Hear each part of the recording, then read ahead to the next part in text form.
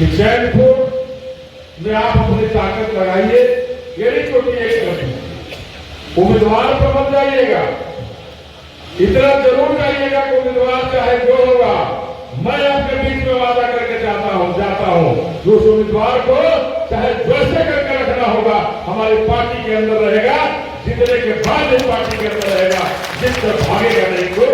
मैं ये बात का निश्चित करना कोई भागेगा नहीं। मैं निश्चित कर देना चाहता हूं कि अपने आप को जितने भी ताकतवर समझ ले, लेकिन इस बहुजन मूवमेंट में अगर कोई आकर हमारे साथ गद्दारी करेगा, उस गद्दार को मैं छोड़ूंगा नहीं, ये आपको निश्चित कर देना चाहता हूं। इसलिए तैयारी कीजिए, आप उम्मीदवार जो होगा, बहुत ही जो निर्णय लेगी वो हमारे सर्व 2025 हमारे बहुजन समाज का होगा। 2025 हमारे बहन मायावती के लिए एक नया इतिहास लिखेगा कि बिहार जब उत्तर प्रदेश में जब शासन बहुजन समाज पार्टी ने किया तो हमारे बहुजन समाज को क्या क्या मिला। उत्तर प्रदेश में बहन जी के शासन में बुलडोजर चलाने की जरूरत नहीं पड़ी थी, लेकिन गुंडे, मवाली, सिंह और सौंग डॉन जितने थे, जब तक बहन जी की सरकार थी वहां से गायब रहे थे। आज तो बुलडोजर भी चला रहा है, लेकिन फिर भी रोज कहीं ना कहीं कुछ हो जा रहा है। तो हम ये कहना चाहते हैं कि जिस दिन आपकी सरकार बनेगी, बिहार में बहुजन समाज पार्टी की सरकार बनेगी, सिंह और डींग और डोंग यहाँ नहीं चलेगा, यहाँ बहुजन का हुकूमत चलेगा। और नीतीश कुमार ने 3 डिसमिल जमीन कह करके हमें नहीं दिया कि मिल गल बा जमीन, यहाँ 3 डिसमिल जमीन मिलल बा चैनपुर में, तो वो 3 डिसमिल जमीन नहीं मिला हमें। बहुजन समाज पार्टी की सरकार आएगी तो मैं आपको आश्वस्त करना चाहता हूं कि 3 डिसमिल को गोली मारिए, कम से कम 5 डिसमिल जमीन आपके नाम होगा और आपका कब्जा दिलाने का काम बहुजन समाज पार्टी करेगी, कि कब्जा दिलाने का काम करेगी वो। तो वो कहना चाहते हैं कि आज भी हमारा परिवार बहुत सारे झोपड़ियों में रहता है, उन झोपड़ियों से मुक्त को बिहार को करना है और वहां पक्के मकान बनाने हैं। आज हमारे जो युवा भाई पढ़ते हैं, लिखते हैं, इसी डबल इंजन की सरकार ने छात्रवृत्ति बंद करने का काम किया है। हमारे छात्रों को पढ़ने के लिए क्रेडिट कार्ड देने का काम किया। अरे बाबा साहब ने हमारे लिए सारा रास्ता खोला और ये डबल इंजन की सरकार हमारा सारा रास्ता बंद करना चाहती है। तो मैं तमाम अपने अभिभावकों, साथियों का आह्वान करना चाहता हूँ, माताओं बहनों का आह्वान करना चाहता हूँ कि आप तैयार होइए। हमारी छात्रवृत्ति का जो चोर है, डकैती जो कर रहा है, उस छात्रवृत्ति को भी हमें छात्रों तक, अपने युवा भाइयों और बहनों तक पहुंचाना है। इसके लिए हमें संकल्प लेकर के आगे बढ़ने की जरूरत है। तो मैं तैयार हूं ये कहने के लिए कि आप जब चैनपुर जिताएंगे तो इस बार केवल हम चैनपुर ही नहीं जीतेंगे। पिछली बार हम केवल चैनपुर जीते थे, बहुजन समाज पार्टी केवल चैनपुर जीती थी, और इस बार हम लोग बहुत ज्यादा सीट बिहार के अंदर जीतेंगे और निश्चित रूप से बहुजन समाज पार्टी की सरकार बनेगी। ये मैं आपको आश्वस्त करा देना चाहता हूं कि बहुजन समाज पार्टी की सरकार हमारे बिहार में बनेगी। और जब बिहार में बनेगी तो छात्रों का क्रेडिट कार्ड बंद होगा। हमें क्रेडिट कार्ड नहीं चाहिए, हमें हमारे छात्रों के लिए छात्रवृत्ति चाहिए। ये चैनपुर विधानसभा है जो आधा पहाड़, जो धौरा पहाड़ के ऊपर जहां लोग रहते हैं, जहां न सड़कें हैं, न बिजली है, न मोबाइल है, न कोई सुविधाएं पहुंच पाई। अस्पताल के लिए तरस रहे हैं, अस्पताल की व्यवस्थाएं खत्म हो चुकी हैं, शिक्षा का हालात बद से बदतर है।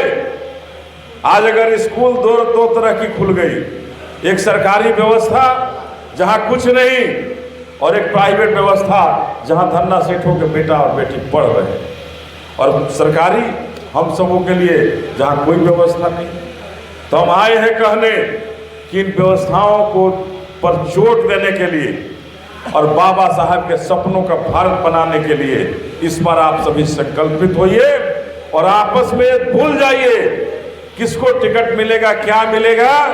जिस दिन बहन जी ने घोषणा कर दिया कि 10,000 सदस्य बनाना होगा, पहली प्राथमिकता होगी, मुझे पूरा भरोसा है कि ये घोषणा जल्दी ही होगी कि 10,000 सदस्य जो बनाएंगे, पहली टिकट के दावेदारी उन्हीं की बनेगी। इसके बाद लड़ाई और झगड़ा नहीं होगा। जो जमीन पर काम करेगा वही हमारा बहुजन समाज पार्टी का प्रत्याशी होगा और वही विधायक बनेगा। और जब वो विधायक बनेगा तो न कहीं बिकेगा और न आपको सुख और सुविधाओं से वंचित होने देगा। तो मैं आप सबों से गुजारिश करना चाहता हूं कि आप इन आपसी झगड़ों में मत पड़िएगा। आप बाबा साहब के सपनों का बिहार भारत बनाना चाहते हैं अगर, तो इन आपसी झगड़ों में मत फंसिए। इस नीला झंडा को थामे रखिए और अपने हाथी को बढ़ाने का सपना देखिए। हाथी बढ़ेगा तभी हमारा सपना संवरेगा और तभी हमारा सपना पूरा होगा और बाबा साहब का सपनों का भारत बनेगा और माननीय काशीराम साहब का मिशन पूरा हो सकेगा। यहाँ बहुत सारे साथी होंगे, हमारे अभिभावक होंगे जो माननीय काशीराम साहब के साथ चले होंगे। कहते हैं बहुजन समाज पार्टी में बहुत सारे लोग कि हमने अपना जीवन समर्पित कर दिया इस मिशन को, लेकिन मैं कहना चाहता हूं कि जीवन जरूर समर्पित कर दिया है, लेकिन इस बार इतनी ताकत लगा दीजिए अपने जीवन का अंतिम दौर में, इतनी ताकत लगा दीजिए आप इस दौर में कि बहुजन समाज पार्टी का बिहार हो।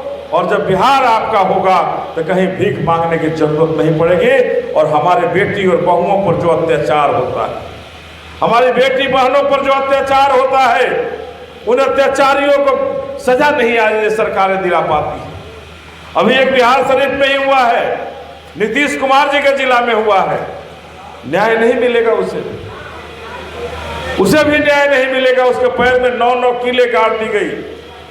तो हम कहना चाहते हैं कि अपनी बेटी बहनों पर जो बलात्कार हो रहे हैं उनका अगर सही मामले में बदला लेना चाहते हैं तो आपसी झंझट छोड़िए, आपस की भाईचारा को बनाइए, पहचानिए कि हमारे बाबा साहब का दुश्मन कौन है, बाबा साहब के सपनों का दुश्मन कौन है, माननीय काशीराम साहब का मिशन का दुश्मन कौन है और बहन मायावती के हाथों को कमजोर करने वाला कौन है। और उन हाथों को पहचान कर मरोड़ दीजिए और अपने हाथों को मजबूत कर लीजिए, तभी हमारा बाबा साहब का सपना पूरा होगा। साथ जब संसद की बात होती है, जिस संसद में जाने के लिए बाबा साहब इशारा कर रहे हैं, उस संसद में जय भीम के नारों से किसी को चीड़ हो रही है, चीड़ हो रही है जय भीम के नारों से।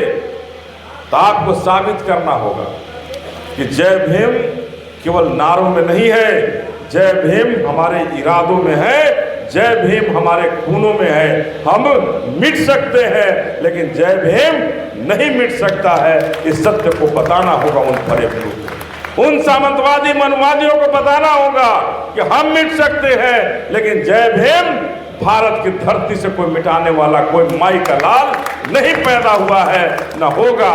तो बस यही कहेंगे आप सबों से कि आप सबसे गुजारिश करने आए हैं कि आपस की मनमुटावल छोड़ दीजिए।